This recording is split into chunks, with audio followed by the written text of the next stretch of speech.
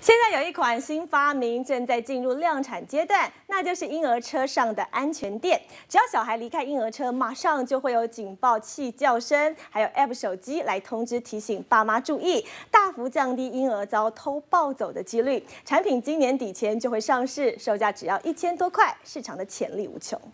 妈妈推着婴儿车出门都得提心吊胆，就怕一个不注意，孩子被陌生人抱走。远东科技大学的学生发明了一款重量感测、安全警报的婴儿车，只要小孩离开婴儿车，就会发出警报声，还会发 APP 通知家长注意。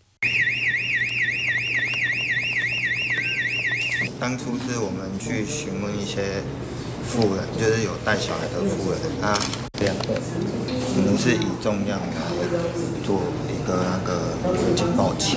那感应的重量大概是多重？目前是4公斤。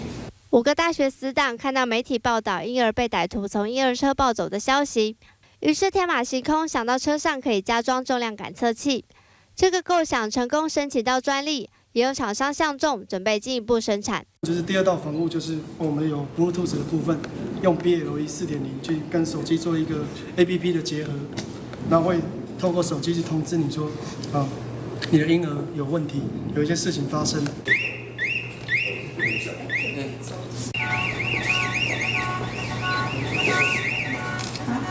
未来小婴儿体重到达4公斤，就能推出去和爸妈一起逛街。另外 ，APP 软体只要婴儿离开5公尺，安全垫上的蓝牙设计会自动连线通知爸妈。这项技术除了防止歹徒偷抱，5个月后的婴儿也会尝试翻身或站立，容易发生危险。这款售价大约1000多元的坐垫，将替妈妈分担不少心力。联合报谢金盛台南报道。